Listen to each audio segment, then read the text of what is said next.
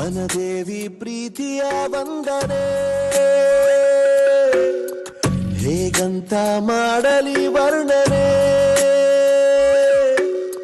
ಮನಸೂರೆ ಮಾಡಬಲ್ಲ ಸ್ವರ್ಗಾನೇ ಇಲ್ಲಿದೆ, ಗಂಗಾಳಿ ಎದೆಯನು ತುಂಬಿದೆ, ಮುದ್ದಾಗಿ ಹಸಿರು ಹೊದ್ದು ಭೂಮಿನೇ ನಗುತ್ತಿದೆ, ನಂಬಲು ಆಗದ ವಿಸ್ಮಯ ನಿನ್ನದೇ.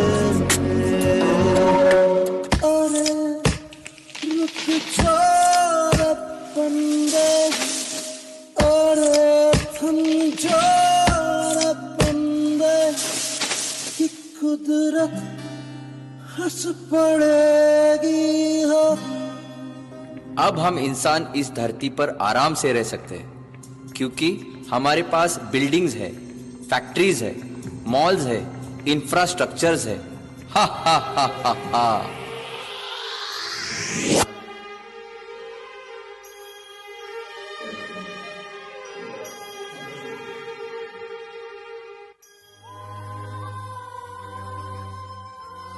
ಸಾಲುಮರ ಎಂದಾಕ್ಷಣ ನೆನಪಿಗೆ ಬರುವ ಹೆಸರು ಇವರದ್ದೇ. 1909ರಲ್ಲಿ ಜನಿಸಿದ ತಿಮ್ಮಕ್ಕನವರು ಕಡುಬಡತನದಲ್ಲಿ ಜನಿಸಿದ್ದ ಕಾರಣದಿಂದ ಅನಕ್ಷರಸ್ಥರಾಗಿ ಉಳಿದುಬಿಟ್ಟರು. ಅವರ 19ನೇ ಪ್ರಾಯದಲ್ಲಿ ಇಕ್ಕಳ ಚಿಕ್ಕಯ್ಯ ಎಂಬುವವರ ಜೊತೆ ವಿವಾಹವಾಯಿತು. ಈ ದಂಪತಿಗಳಿಗೆ ವಿವಾಹವಾಗಿ 20 ವರ್ಷಗಳಾದರೂ ಮಕ್ಕಳ ಭಾಗ್ಯ ಬರಲೇ ಇಲ್ಲ. ಇದರಿಂದ ನೊಂದ ತಿಮ್ಮಕ್ಕನವರು ಆತ್ಮಹತ್ಯೆಗೆ ಪ್ರಯತ್ನಿಸಿದರು. ಇಲ್ಲ, ನನ್ನನ್ನ ತಡೆಬೇಡಿ. ಇಷ್ಟು ವರ್ಷಗಳಾದರೂ ಆ ದೇವರು ನಮಗೆ ಮಕ್ಕಳ ಭಾಗ್ಯ ಕೊಡಲೇ ಇಲ್ಲ. ಆದ್ದರಿಂದ ನನಗೆ ಬದುಕುವುದಕ್ಕೆ ಇಷ್ಟವಿಲ್ಲ. ಬೇಜಾರಾಗಬೇಡ, ಸುಮ್ಮನಿರು. ಇನ್ಮುಂದೆ ನಾನು ನಿನಗೆ ಮಗುವಾಗಿರ್ತೀನಿ, ನೀನ್ ನನಗೆ ಮಗುವಾಗಿರು. ಹೀಗೆ ಜೀವನ ಸಾಧಿಸ್ಬಿಡೋಣ. ಬೀಸು ಗಾಳಿ ಜೊತೆ ಬೀದಿ ದೀಪಗಳು ಮಾತನಾಡುತ್ತಿರುವಾಗ,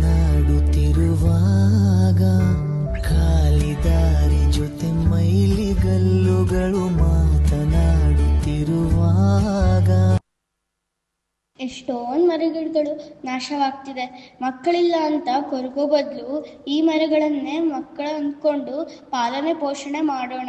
ಇವುಗಳನ್ನೇ ಬೆಳೆಸುತ್ತಾ ನಮ್ಮ ಜೀವನ ಸಾಗಿಸೋಣ. ಏಕಾಂಗಿ ನಾನು, ಏಕಾಂಗಿ ಏಕಾಂಗಿ ನಾನು, ಏಕಾಂಗಿ ಎಲ್ಲೋ ಆಚೆಗೆ ಮರೆಯಾಗಿ,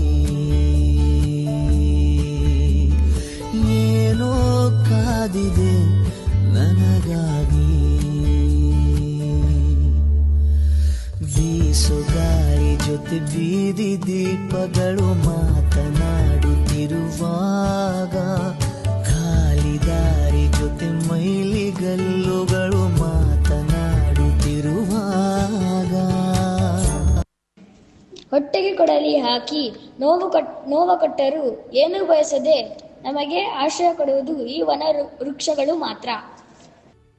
ನೋಡುತ್ತಿದ್ದಂತೆ 384 ಆಲದ ಮರಗಳನ್ನು ನೆಟ್ಟು ಅವುಗಳನ್ನು ಪಾಲನೆ ಪೋಷಣೆ ಮಾಡಿ ಬೆಳೆಸುತ್ತಾರೆ. 8,000ಕ್ಕೂ ಹೆಚ್ಚು ಸಸಿ ನೆಟ್ಟು 4 ಕಿಲೋಮೀಟರ್ಗಳಷ್ಟು ಸಾಲಾಗಿ ಮರಗಳನ್ನು ನೆಡುತ್ತಾರೆ. ಪ್ರಪಂಚಕ್ಕೆ ಮಾದರಿಯಾಗುತ್ತಾರೆ.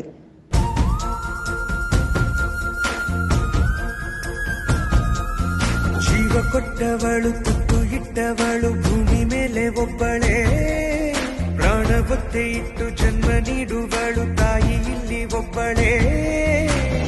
ಕಾಣುವ ದೈವವೇ ಕಂಬನಿ ಇಟ್ಟರೆ ಬದುಕಿಗೆ ಅರ್ಥ ಎಲ್ಲಿದೆ? ಕರುಣೆ ಕನಜವೇ ಕೊರಗಿ ನಿಂತರೆ ನನ್ನ ಸಿರೆ ನನ್ನ ಕೊಂದಿದೆ.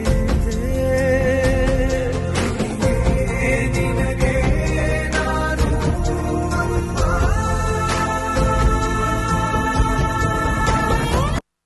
ಗಿಡಮರಗಳು ನಮ್ಮ ಮಕ್ಕಳಾದರೆ ನಾವುಗಳು ಇಲ್ಲ ಅಂದರೂ ಅವು ಇನ್ನೊಬ್ಬರಿಗೆ ನೆರಳಾಗಿರುತ್ತವೆ. ಮುಂದೆ ಹಸಿರು ನಮ್ಮ ಉಸಿರಾಗಬೇಕು. ಏನನ್ನೂ ಅಪೇಕ್ಷಿಸದ ಈ ನಿರ್ಮಲ ಮನಸ್ಸುಗಳಿಗೆ ಯಾವುದೇ ಸ್ವಾರ್ಥವಿಲ್ಲದೆ ಮಾಡಿದ ಕಾರ್ಯಗಳಿಗೆ ಪ್ರತಿಫಲ ಸಿಕ್ಕಿದ್ದು 36 ವರ್ಷಗಳ ನಂತರ. ಫಲಾಪೇಕ್ಷೆ ಇಲ್ಲದ ತಿಮ್ಮಕ್ಕನವರಿಗೆ 100 ಪ್ರಶಸ್ತಿಗಳು ಸಂದಿವೆ. ಭಾರತ ಸರ್ಕಾರವು ಪದ್ಮಶ್ರೀ ಪ್ರಶಸ್ತಿ ನೀಡಿ ಗೌರವಿಸಿದೆ.